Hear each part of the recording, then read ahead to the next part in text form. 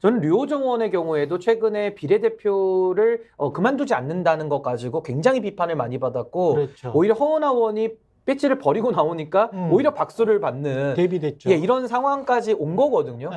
그렇다면 저는 류호정 의원에 대해서 지금 뭐 페미니즘을 다시 반성하겠다, 뭐 다시 한번 해보겠다 이런 얘기인데 그동안 류호정 의원이 한국 정치에 미친 해악을 봤을 때는 이분이 정치를 반성하신다면 이제 그만하셔야 되는 거예요. 근데 거기에 대해서 본인이 반성하니까 이제는 페미니즘을 수정해서 다시 해보겠다.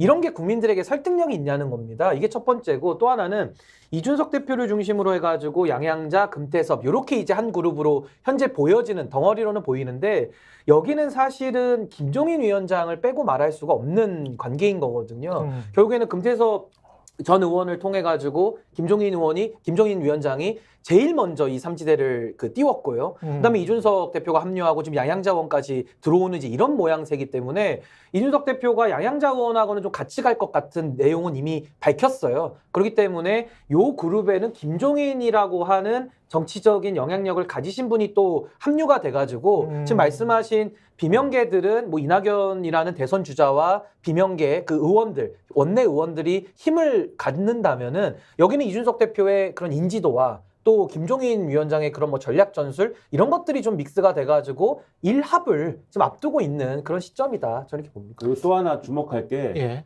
다 각자 지금 당을 따로 창당하고 있다는 거예요.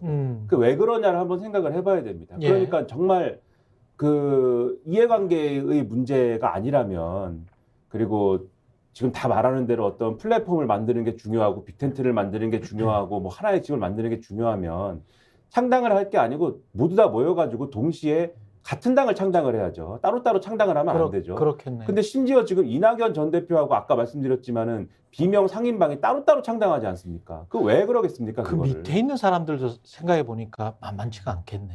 그 지역구를 원하는 사람들이랄지 무슨 뭐 비례대표 순번을 원하는 사람들이랄지 그 사람들 말고도 그 사람을 따르는 측근들 중에서도 뭔가 이제 국회의원 되고 싶어 하는 사람들이 있을 거 아니에요. 그렇죠. 그러니까 그 모든 사람들이 모여가지고 뭔가 대의를 위해, 대의 명분을 위해 가지고 양당 정치 안 되니까 제3지대에서 우리가 대안을 만들어 봅시다라고 의기투합해가지고 하나의 당을 쫙 만들면은 그런 이해관계 조정이나 이런 것들도 그 틀 안에서 해결하면 되는데 각각 따로따로 만들면은 그 따로따로 만든 당에서 이미 내부에서 이런저런 계획들을 세울 텐데 그 세운 걸 가지고 나중에 또 조율해야 되지 않습니까? 삼국지에서 보면은 유비관우 장비가 이게 이준석 전 대표가 맨날 삼국지 비유하니까 저도 한번 해보자면 유비관우 장비가 처음에 도원결이 짠 했을 때 그 다음에는 유비관우 장비가 서로 이해관계를 정리할 필요가 없잖아요. 근데 그렇게 하고 쭉 가다가 나중에 제갈량이 오니까 관우 장비가 텃세를 하지 않습니까? 그 상황이 반드시 벌어질 텐데 나중에 이래저래 합친다고 해도 그것이 어떻게 잘 되겠느냐. 그러니까 그런 것을 전제를 해봐도 지금 역으로 생각해 보면 지금 따로따로 창당하는 그 속내가 뭐겠느냐. 다들 앞으로 뭔가를 주고받아야 되고 조율을 해야 되고 이런 것들을 예정을 하고 있는 거예요. 그리고 그 관계 속에서 지금 창당하는 게 지금 빨리 시동 거는 게 지금 이렇게 조직을 만들어 놓는 게 뭔가 이쪽에 유리하다라는 전제들을 각자의 계산대로 깔고 가는 거다. 이렇게 이해를 해야 된다는 거죠. 그러니까 저는 이게 이제 정치는 비즈니스가 아니거든요. 정치는 정치이기 때문에 결국에는 이념과 철학, 가치와 비전, 그리고 공약과 정책 이걸 가지고서 이제 연대를 하거나 합당을 하거나 하는 건데 결국 김민하 평론가님 말씀대로 이렇게 당을 다 만들고 출발하면요. 집단이 움직여서 이제 서로 결합하는 관계라서 이제 기업으로 치면 이제 M&A만 가능한 상태거든요. 그러니까 압도적인 힘을 가지고 상대를 흡수하지 않는 한 서로 거래를 하기는 매우 어렵다. 이게 어디서도 실증적으로 나오냐면 과거에도 바른미래당이라는 사례가 있습니다. 당시에도 보수와 진보 그쪽에서 떨어져 나온 사람들끼리 우리 한번 그 화개장터에서 만나자. 그래서 영호남을 통합하자라고 해서 한번 똑같은 실험을 했었는데 그때도 바로 어떤 문제부터 나오냐면요. 당내에 당직자들 있지 않습니까? 당직은 조직의 그 개선상 한 자리밖에 만들 수가 없어요. 사무총장 한 명. 그리고 국장들도 한 명. 근데 이게 이질 결합을 하다 보니까 국장을 2명씩 놉니다. 그리고 위원회도 공동위원장 체제로 시작을 해요. 왜냐하면은 어느 한쪽이 M&A를 해버리면 쉬운데 같이 동업을 하다 보니까 국장들도 2명씩 해야 됩니다. 그러다 보니까는 밑에 실무 직원들은 일을 해도 공동국장한테 보고를 해야 되고 그 안에서 내부 분열이 많이 일어나기 때문에 이걸 이제 속칭 이제 내부 기스라고 하는데 내부 기스가 나가지고 그 당이 무너지거든요.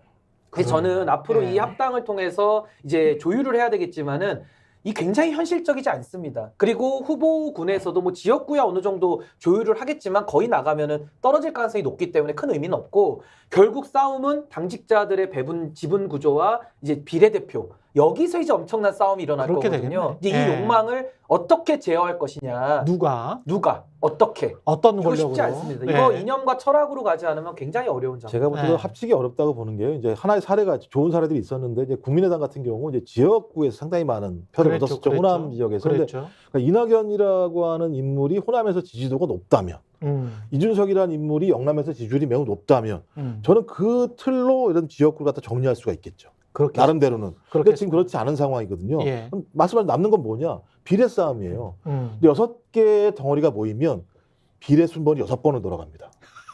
그럼 예를 들면 예. 12번을 돌리면 그러니까 한 곳에서 한 두 명씩만- 명밖에 안 되는 건데 그러네. 그것도 남녀예요. 아, 이게 그래요? 그러니까 그래요? 남녀니까요. 아 그렇게 돼야 돼. 예, 그러니까 예. 한 당마다 남녀 한 명, 두 명밖에 할 수 없는 구조인데 예. 이걸 합친다? 제가 볼 때 매우 어려운 구조가 되는 거죠. 그 누구를 앞번호 놓느냐도 네. 또 싸움이 나죠. 그렇죠. 이게 당선권이 예를 들면 한 뭐 20명씩 된다라고 하면은 괜찮은데. 그래도 할 수 있을 텐데 예. 당선권이 몇 명 되겠습니까? 5-6명 해도 사실 후한 걸 텐데 예. 이거 굉장히 어려운 일이 되겠죠. 비례 배분하는 것만 해도. 그래서 결론적으로 지지율이 높은 정당이 그냥 가는 거예요. 그러네. 비례를 먹으려면 예. 예를 들면 이준석 신당이 지지율이 매우 높아요. 예. 지금 한 그럼 10% 해야죠, 나온다니까. 우리가. 예. 합치면 내 세력들의 지분을 뺏기는데 그럼 그렇게 해서 내 세력이 한 그죠? 서너 명 나오는 게 낫지. 됐어 빼. 아. 우리 이제 가고 간 다음에 개문 발차하겠다라고 할 가능성도 있는 거죠. 그렇게 되면 그쪽에서. 그러네요. 네. 예. 이야기를 듣다 보니까. 그리고 또 하나는 정치가 그렇잖아요. 1 더하기 1 더하기 1이 3이 나오는 게 아니고 1 더하기 1 더하기 1을 하면 마이너스가 되는 경우가 굉장히 많아요. 근데 그러네. 이게 이론적으로는 예. 아 여기 표 좀 땡기고 여기 땡기면 이게- 더하면 예. 합쳐지겠다라고 생각하지만 늘 정치는 소선거구제에서 1등만 살아남는 구조기 때문에 다양한 심리가 그 안에 작동이 돼서 절대 1 더하기 1 더하기 1이 3이 아니고요. 그렇죠. 오히려 마이너스 나오는 경우가 많았다라는 네. 점도 아마 잘 새기고 있을 겁니다. 예.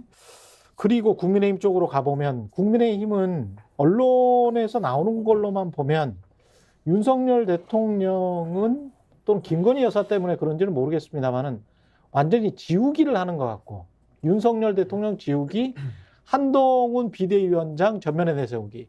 그래서 한동훈 국민의힘을 통해서 뭔가 이미지 변신을 지금 노리고 있는 것 아닌가? 그러면서 이제 각종 뭐 서민 보호 대책이랄지 뭐 이런 것들을 강조하고 있는 그럼 완전히 이제 총수 모드로 간 것 같아요. 그러면서 한동훈을 중심으로 해서 어떤 개혁적 이미지, 서민적 이미지 그게 이제 통한다면 그런 쪽으로 가기를 원하는 것 같고 언론도 좀 호응을 해주는 것 같고 뭐 그런 것 같습니다. 지금 상황 자체는 제가 볼 때 큰 돌을 못 치고 있지 않습니까? 큰 뭐라고요? 큰 돌이요. 큰 돌이 뭡니까? 김건희 특검법 김건희 이런 특검. 거 잔돌이야 치울 수 있겠죠. 근데 제가 볼 때 국민이 요구하는 건 큰 돌을 치우는 걸 보겠다. 그 돌을 치울 수 있을 정도가 돼야 저도 지금까지 심판론에 대해서 시작할 수 있다고 생각을 할 텐데 제가 볼 때는 이제 큰 돌을 못 치우니까 잔돌을 지금 계속 치우면서 큰 돌을 치운 양 보이게 하는 측면들이 꽤 있거든요.